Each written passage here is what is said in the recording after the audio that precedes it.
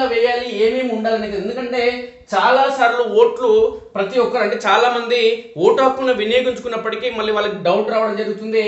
ఈసారి ఏమైనా ఓట్లు వేసేందుకు ఐడి కార్డులు కానీ ఆ కార్డ్స్ ఏమైనా ఆధార్ కార్డు కానీ లేదంటే ఓటర్ స్లిప్ కానీ ఏమైనా మార్పులు వచ్చినాయా, ఎన్నికల సంఘం ఏమైనా నిర్ణయాలు కొత్త నిర్ణయాలు తీసుకుందనే కోణంలో ప్రతి ఓటర్ కూడా డౌట్ ఉంది. కాబట్టి పదుల సంఖ్యలో ఓటర్లు ఓటు హక్కును ఇప్పటికే వినియోగించుకున్నప్పటికీ వాళ్ళకి పదే డౌట్ రావడం జరుగుతుంది. కాబట్టి ఓటు వేయడానికి ఏమేం కావాలి, ఓటు ఆ కేంద్రం వద్దకు పోలింగ్ కేంద్రం వద్దకు వెళ్ళి తిరిగి రాకుండా లేదంటే పోలింగ్ కేంద్రం వద్దకు వెళ్ళిన తర్వాత ఏదన్నా ఐడి కార్డు లేకపోతే లేదంటే దానికి సంబంధించిన ధృవీకరణ పత్రం లేకపోతే వాళ్ళు తిరిగి ఓటు హక్కు వినియోగించుకోకుండా తిరిగి రావాల్సి వస్తుంది. కాబట్టి భారత రాజ్యాంగ నిర్మాత ప్రతి ఒక్క భారతీయునికి వజ్రాయుధం లాంటి ఓటు హక్కును ఇవ్వడం జరిగింది.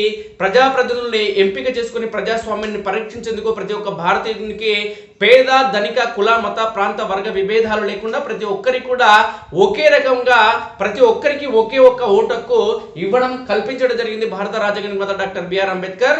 డబ్బున్న వాళ్ళకి ఎక్కువ ఓట్లు లేదంటే డబ్బు లేని వారికి ఒక ఓటు అనేది లేకుండా ప్రతి ఒక్క భారతీయునికి ఒక్క ఓటు కల్పించడం జరిగింది భారత రాజ్యాంగ నిర్మాత. కాబట్టి ప్రతి ఒక్క భారతీయుడు కూడా ఖచ్చితంగా ఎన్ని పనులు ఉన్నప్పటికీ కూడా ప్రజాప్రతినిధులు సరైన వ్యక్తులను ఎంచుకుంటే భారతదేశం కానీ ఇటు తెలంగాణ రాష్ట్రం కానీ లేదంటే నియోజకవర్గాలు కానీ పార్లమెంట్ పరిధిలోని నియోజకవర్గాలు కానీ అభివృద్ధి పథంలో దూసుకుపోతాయి. ప్రధానంగా జాతీయ స్థాయి అంశాలకు సంబంధించిన ఎంపీ ఎలక్షన్లు కాబట్టి భారతదేశ రక్షణకు సంబంధించిన ఈ ఎన్నికలు కాబట్టి భారత పార్లమెంట్లో ఉన్నటువంటి ఈ భారతదేశంలోని నలుమూలల నుంచి వచ్చేటువంటి ఎంపీలను ఎన్నుకునే ఎన్నిక కాబట్టి ఇది అత్యంత ప్రతిష్టాత్మకమైన ఎన్నిక. లేదంటే అంటే సాధారణంగా ఏంటంటే గ్రామాల్లో సర్పంచ్లే ప్రధానంగా ప్రజాప్రతినిధులు ఉంటారు, స్థానికంగా అందుబాటులో ఉంటారు కాబట్టి సర్పంచ్ల ఎలక్షన్లు కీలకంగా భావించడం జరుగుతుంది చాలా మంది ప్రజలు. కానీ దాని తర్వాత ఎమ్మెల్యే ఎలక్షన్లు అంటే మా నియోజకవర్గంలో ఎమ్మెల్యేలు ఉంటారు కాబట్టి వాళ్ళ ఎన్నికలు కూడా ప్రధానంగా భావించడం జరుగుతుంది. ఎంపీ ఎన్నికలు అంటే సాధారణంగా హైదరాబాద్, ముంబై తదితర కేంద్రాల కంటే పట్టణ కేంద్రాలకు వెళ్ళి జీవనం సాగించే వలస జీవులుగా బతికే అనేక మంది జీవులు కూడా ఎంపీ ఎలక్షన్లో ఓటు వేసేందుకు విముఖత చూపడం జరుగుతుంది. కానీ ప్రధానంగా ఈ దేశానికి సంబంధించిన నిర్ణయాలు తీసుకునేది ఎంపీలే కాబట్టి ఈ దేశ పరిరక్షణ కోసం పాటుపడేందుకు, ఈ దేశ భవిష్యత్తును మార్చేందుకు లేదంటే ఈ దేశ పార్లమెంట్లో దేశంలోని నలుమూలల నుంచి వచ్చే సమస్యలు కానీ ప్రజా సమస్యలు కానీ లేదంటే ఈ ప్రజాస్వామ్య పరిరక్షణ కోసం పనిచేసేది ఎంపీలే కాబట్టి ఎంపీ ఎన్నికల్లో కూడా ఖచ్చితంగా ప్రతి ఒక్క భారతీయుడు ఓటు హక్కును వినియోగించుకోవాల్సిన బాధ్యత ప్రతి ఒక్కరిపైన ఉంది. కాబట్టి ఓటు హక్కును ప్రతి ఒక్కరు వినియోగించుకోవాలి.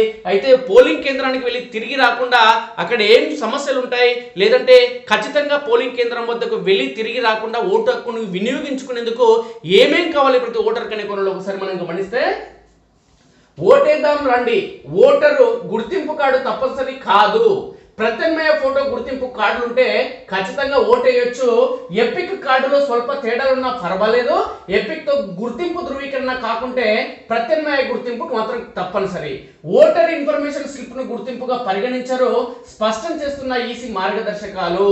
ఓటర్ గుర్తింపు కార్డు ఎపిక్ లోని వివరాల్లో స్వల్ప తేడాలున్న ఓటర్ గుర్తింపు నిర్ధారణ అయితే చాలని ఓటు హక్కు కల్పించాలని కేంద్ర ఎన్నికల సంఘం ఆదేశించింది.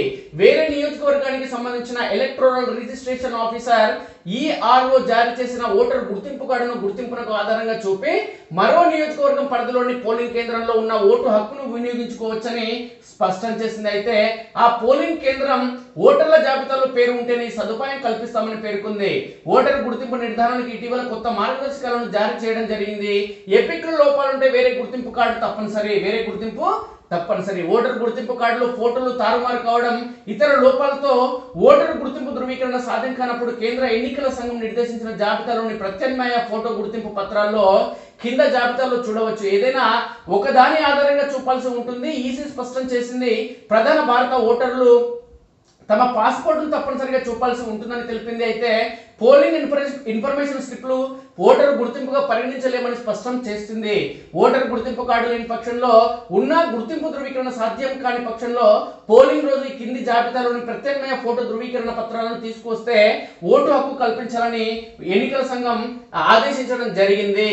ఆధార్ కార్డు కానీ, ఉపాధి హామీ జాబ్ కార్డు కానీ, బ్యాంక్ బుక్ కానీ, తపాలా కార్యాలయం జారీ చేసిన ఫోటోతో కూడిన పాస్ బుక్ కానీ, లేదంటే కేంద్ర కార్మిక శాఖ పథకం కింద జారీ చేసిన ఆరోగ్య బీమా స్మార్ట్ కార్డు కానీ, డ్రైవింగ్ లైసెన్స్ కానీ, పాన్ కార్డు కానీ, లేదంటే register general and services commissioner India RGI national population registrar NPR కింద జారీ చేసిన స్మార్ట్ కార్డు కానీ, భారతీయ పాస్పోర్ట్ కానీ, ఫోటో గల పెన్షన్ పత్రాలు కానీ కేంద్ర రాష్ట్ర ప్రభుత్వాలు పిఎస్యులు పబ్లిక్ లిమిటెడ్ కంపెనీలు జారీ చేసిన ఉద్యోగ గుర్తింపు కార్డులు కానీ, ఎంపీలు ఎమ్మెల్యేలు ఎమ్మెల్సీలకు జారీ చేసిన అధికారిక గుర్తింపు కార్డులు కానీ, లేదంటే కేంద్ర సామాజిక న్యాయ సాధికారత మంత్రిత్వ శాఖ జారీ చేసిన యూనిక్ డిజబిలిటీ గుర్తింపు కార్డు కానీ, యూడిఐడి ఏది ఉన్నా సరే దీంట్లో ఖచ్చితంగా ఓటు హక్కును వినియోగించుకోవచ్చు.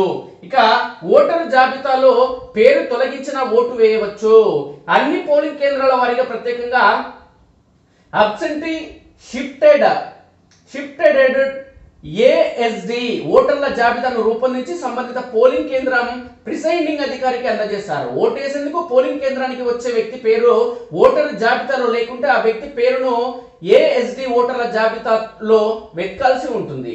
ఏఎస్డి ఓటర్ల జాబితాలో ఆ వ్యక్తి పేరుంటే ఓటరు గుర్తింపు కార్డు లేదంటే ఇతర గుర్తింపు కార్డుల ఆధారంగా ఆ వ్యక్తి గుర్తింపును ప్రిసైడింగ్ అధికారి ముందుగా నిర్ధారించుకుంటారు. అనంతరం ఆ వ్యక్తి పేరును ఫారం 17A నమోదు చేసి సంతకంతో పాటు వేలిముద్ర సైతం తీసుకుంటారు. ఈ క్రమంలో తొలి పోలింగ్ అధికారి సదరు ఏఎస్డి ఓటరు పేరును పోలింగ్ ఏజెంట్లకు గట్టిగా వినియోగిస్తారు. సదరు ఓటరు నుంచి నిర్దిష్ట ఫార్మాట్ లో డిక్లరేషన్ సైతం తీసుకోవడంతో పాటు ఫోటో వీడియో సైతం తీసుకుంటారు. అనంతరం ఆ వ్యక్తికి ఓటు వేసే అవకాశం కల్పించడం జరుగుతుంది.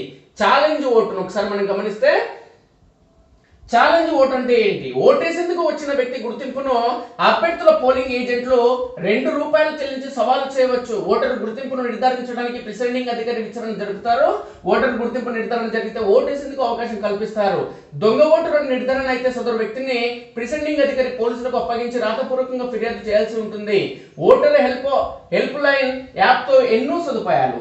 ఓటర్స్ హెల్ప్ లైన్ యాప్ ద్వారా ఓటర్లకు ఎన్నో సదుపాయాలు అందుబాటులోకి వచ్చాయి. ఓటర్ల నమోదుతో దరఖాస్తు చేసుకోవడం, ఓటర్ల జాబితాలో పేరు వెతకడం, పోలింగ్ కేంద్రం వివరాలు తెలుసుకోవడం, బిఎల్ఓ ఈఆర్ఓతో అనుసంధానం కావడం, ఈ ఎపిక్ కార్డును డౌన్లోడ్ చేసుకోవడం వంటి సేవలను పొందవచ్చు. పోలింగ్ సమయం ముగిసిన లైన్ లో ఉంటే ఓటు వేయొచ్చు. రాష్ట్రంలోని 13 వామపక్ష ప్రభావిత ప్రాంతాల్లో నియోజకవర్గాల్లో ఉదయం 7 గంటల నుంచి సాయంత్రం 4 గంటల వరకు పోలింగ్ జరగనుంది. మిగిలిన 106 పోలింగ్ కేంద్రాల్లో ఉదయం 7 గంటల నుంచి సాయంత్రం 6 గంటల వరకు పోలింగ్ నిర్వహించనున్నారు. పోలింగ్ సమయం ముగిసిన తర్వాత కూడా పోలింగ్ కేంద్రం ముందు లైన్ లో నిలబడిన వారికి ఓటు వేసేందుకు అవకాశం కల్పించనున్నారు. పోలింగ్ సమయం ముగిసిన వెంటనే లైన్ లో ఉన్న వారికి పోలింగ్ అధికారులు టోకెన్లు ఇస్తారు. పోలింగ్ కేంద్రంలో సెల్ ఫోన్లపై నిషేధం.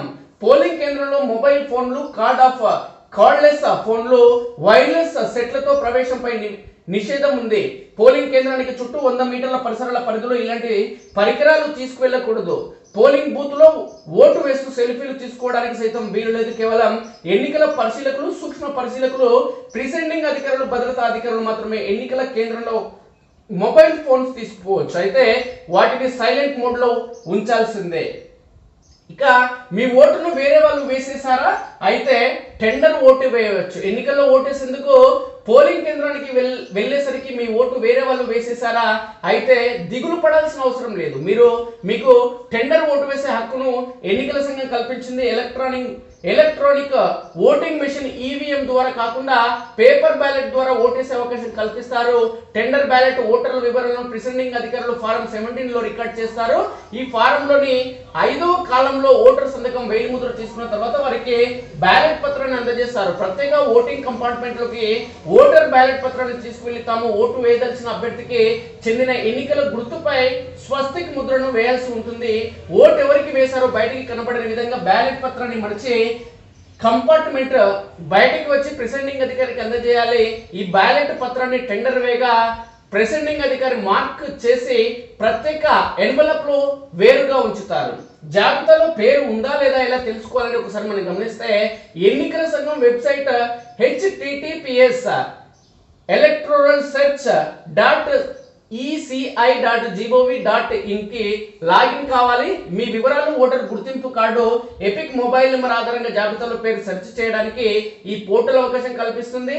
Mobile phone number, epic card number ఆధారంగా జాబితాలో పేరు సెర్చ్ చేయడం చాలా సులువు.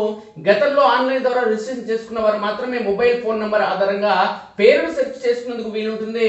ఓటరు పేరు, తండ్రి పేరు, వయసు, ఇతర వివరాలను కీవర్డ్స్ వినియోగించి సెర్చ్ చేసినప్పుడు అక్షరాలు స్వల్ప తేడాలున్న జాబితాలో పేరు కనిపించదు.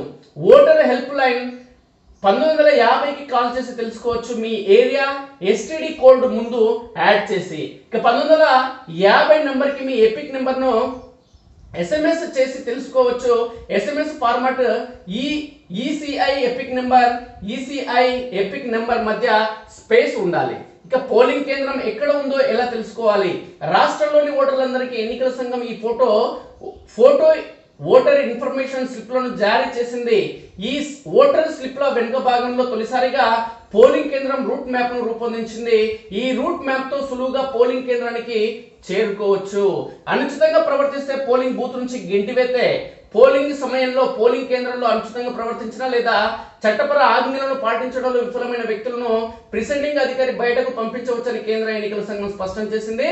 ప్రజా ప్రాతినిధ్య చట్టంలోని సెక్షన్ 132 కింద ఈ మేరకు అధికారాలు ప్రిసైడింగ్ అధికారికి ఉన్నాయని పేర్కొంది.